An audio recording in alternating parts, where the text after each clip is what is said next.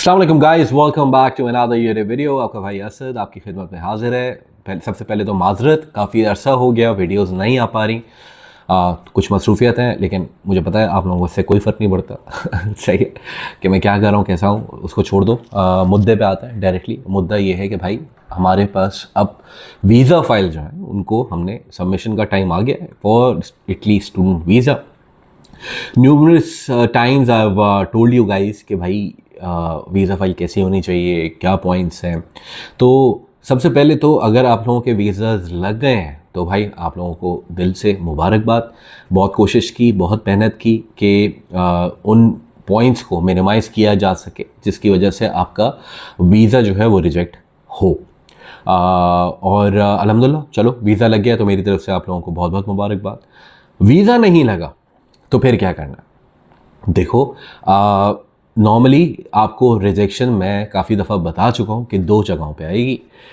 सबसे पहले तो रीज़न यही होगा कि आपने अपनी बैंक स्टेटमेंट जो है उसको सही से मेंटेन नहीं किया और आपके जो फाइनेंशियल ग्राउंड्स हैं उसको आप सही से इटालियन एम्बेसी को नहीं समझा पाए।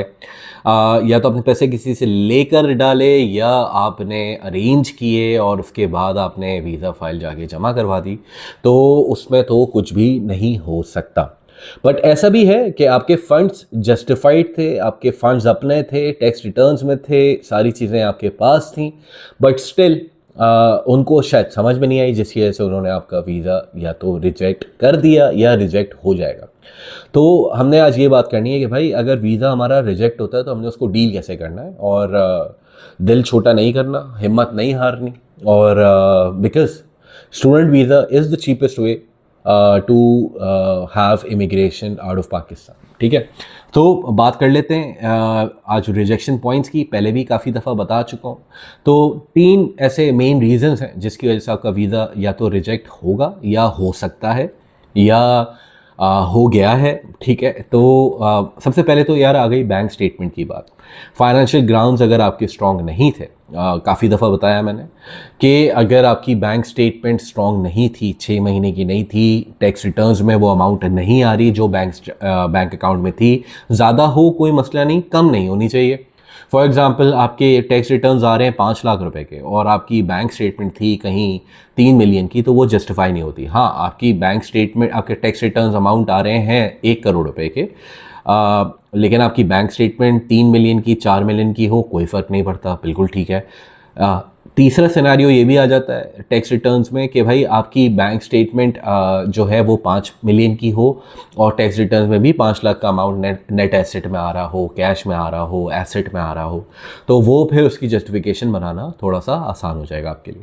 देखो, ये भी बहुत से स्टूडेंट्स के सवाल आते हैं कि क्या हमारी प्रॉपर्टी थी, हमने वो बेच के हम क्या दे सकते हैं, मतलब प्रॉपर्टी के बिहाफ पे हम लोग लोन अप्लाई कर सकते हैं। देखो, एसेट जो है ना वो नहीं चाहिए उनको कि आपके पास 10 घर हैं, 5 घर हैं, उनको कोई फ़र्क नहीं पड़ता। आपके पास कैश कितना अवेलेबल है ये फ़र्क पड़ता है इनको। ठीक है, तो अगर आपने प्रॉपर्टी बेची है तो वो प्रॉपर्टी आपके नाम पे या आपके स्पॉन्सर के नाम पे होना लाजमी है।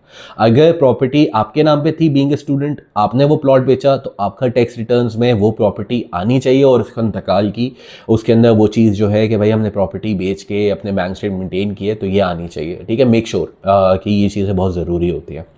अपार्ट फ्रॉम दैट, दूसरा जो रिजेक्शन का रीज़न आता है वो आता है illegal immigration risk. Illegal immigration risk के नॉर्मली जो रीज़न्स होते हैं वो यही होते हैं कि आप वापस पाकिस्तान नहीं आएंगे।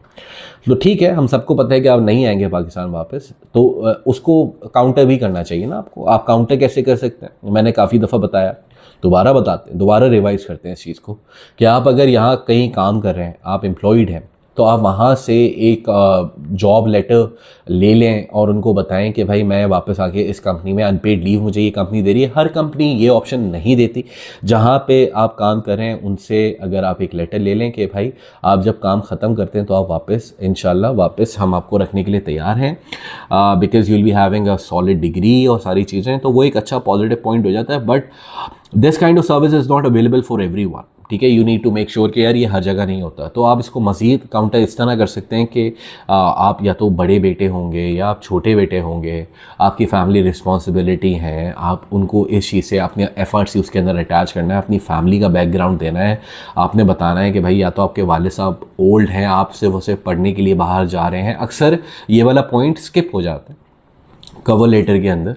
तो आपने इसके ऊपर एम्फेसाइज करना है, या तो आप भूल गए, अगर आप भूल गए, आपने ऐड किया भी है फिर भी रिजेक्ट कर दिया, उन्होंने अगर प्री रिजेक्शन दिया है, प्री रिफ्यूज़ल दिया है, तो मेक श्योर कि भाई आप इस पॉइंट को भी थोड़ा सा मिनिमाइज़ करें, इस चीज़ को भी थोड़ा सा मिनिमाइज़ करें कि भाई आप जो है वो वापस पाकिस्तान आएंगे because you have parents, you have family, either you have a family business, या आप सिर्फ और सिर्फ पढ़ाई के लिए जाना चाह रहे हैं ताकि आपको एक इंटरनेशनल एक्सपोजर मिल सके।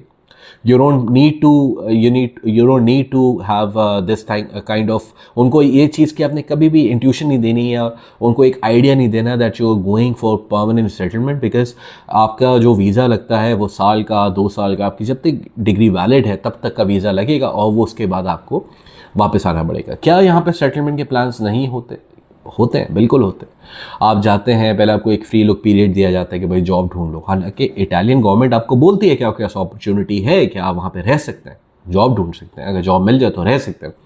बट स्टिल वही, हम लोग पाकिस्तानी हैं and we always abuse the opportunity, और हम लोग जो है वो हमारे पास जॉब नहीं भी होती तो हम इलीगल रास्ते से वहाँ पे या तो ओवर स्टे कर जाते हैं, जिसकी वजह से हमें आगे प्रॉब्लम आती है। तो हमने ये काम नहीं करना, हमने ये इस चीज़ को थोड़ा सा ब्रीफली वो करना है। तीसरा जो इंपॉर्टेंट रीज़न होता है that you have selected a wrong degree और उसका आपने कोई मेंशन नहीं किया। फॉर एग्जांपल आप थे बिजनेस स्टूडेंट, फिर आपको अब जो है वो मेडिकल रिलेटेड कोई कोर्स पढ़ना है, आपका एडमिशन भी सिक्योर हो गया, लेकिन आपने डिग्री चेंज किया और उसको आपने जस्टिफाई नहीं किया कि भाई मैं ये डिग्री जो है वो चेंज कर क्यों रहा हूँ। तो अगर आप डिग्री भी चेंज कर रहे हैं और आपको एडमिशन सिक्योर हो गया, पहली बात तो ये एडमिशन इस साल इतने आराम से मिले नहीं लोगों को, तो अगर आपको अल्हम्दुलिल्लाह एडमिशन सिक्योर हो गया है तो आपने ये वाला पॉइंट मिस नहीं करना कि आपने जो अपनी डिग्री चेंज की है या आपने प्रोफेशन चेंज किया है या आपकी जो पास्ट एजुकेशन रही है उसको हमने थोड़ा सा चेंज करने की कोशिश की है, तो you need to make sure कि आपने उसको अच्छे से ब्रीफ करना है। फॉर एग्जांपल आप एक डिज़ाइन स्टूडेंट थे, अब आप बिज़नेस की तरफ जा रहे हो, ठीक है, या आप पहले इंजीनियरिंग स्टूडेंट थे, अब आप बिज़नेस की तरफ जा रहे हो, या बिज़नेस स्टूडेंट थे अब आप इंजीनियरिंग की तरफ जा रहे हो, वो तो खैर बहुत ही कम प्रोबेबिलिटी होती है उसकी। तो जितनी भी आपको अगर फील्ड चेंज कर रहे हो तो you need to make sure कि you need to define it, you need to explain them कि भाई ये मेरा मोटिव है, मैंने इस फील्ड के अंदर या तो मैंने काम किया, ये मेरा इंटरेस्ट डेवलप हुआ। बस आपने मेक श्योर करना है कि आप उसको अच्छे से ब्रीफ कर दो कि this is the reason that I have change my fields, मुझे एडमिशन भी मिला है। और एडमिशन भी आपको ऐसे तो नहीं मिलता ना, sometimes university do ask for your offer, आपका एक कवर लेटर चाहिए होता है वहाँ पे, या आपको एक्सप्लेन करना होता है कि भाई मेरा इस वजह से ये मोटिवेशन है पढ़ने की, ठीक है। तो things like this. So guys this is a small short video, छोटी सी वीडियो मैंने बनाई है उन लोगों के लिए जो खुदा ना खास्ता जिनका प्री रिफ्यूज़ल आ रहे हैं, तो उनके लिए ये वीडियो थोड़ी सी हेल्पफुल हो जाएगी कि भाई किस तरीके से आपने चीज़ें करनी है। अगर बैंक स्टेटमेंट है तो फ्रेश बैंक स्टेटमेंट निकालो, कवर लेटर दोबारा लिखो, अच्छे से लिखो, एक एक पॉइंट उसके अंदर मेंशन करो। कवर लेटर के अंदर आपने ये भी मेंशन करना है कि भाई पैसा आ रहा है तो आ कहाँ से रहा है, ठीक है। ये सारे वो पॉइंट्स हैं जिसको आपने ब्रेक डाउन करके एज शॉर्ट एज प्रिसाइज, बस जितना प्रिसाइज करके अपने मैटर को एक्सप्लेन कर सकते हो उसको उस तरीके से लिखो। गाइस बहुत शुक्रिया वीडियो देखने का, मिलते हैं नेक्स्ट वीडियो में, अपना ख्याल रखिएगा, चाओ।